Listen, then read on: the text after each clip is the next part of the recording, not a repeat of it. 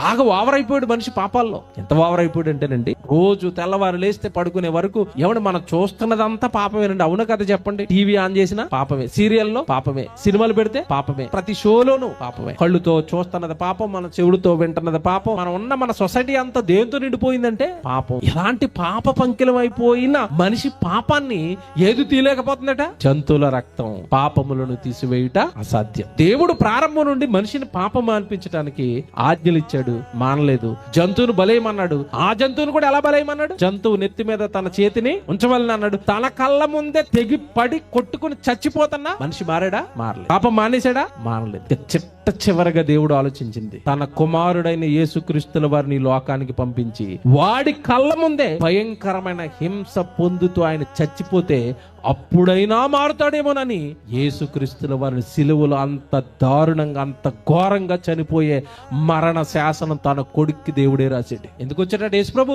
అనేకులకు ప్రతిగా విమోచన క్రయధనముగా తన ప్రాణములను ఇచ్చుటకు.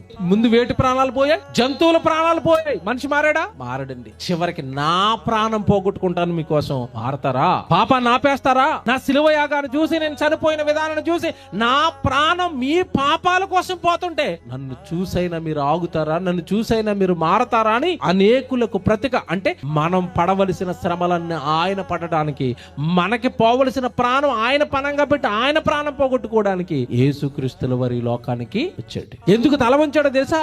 ఎందుకు మేకలు వేయించుకున్నాడు తెలుసా?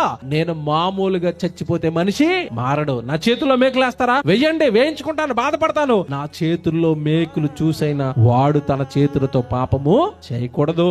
నా కాళ్ళల్లో మేకలు చూసైనా పాపం జరుగుతున్న చోటకి వాడి పాదాలు పరుగులు ఎట్టకూడదు. నా ముళ్ళ కిరీటం చూసైనా వాడి తలలో ఇక మీదట పాపపు ఆలోచనలు వాడికి ఉండకూడదు. రక్తం అంతా పీల్చేస్తారా? పీల్చేయండి.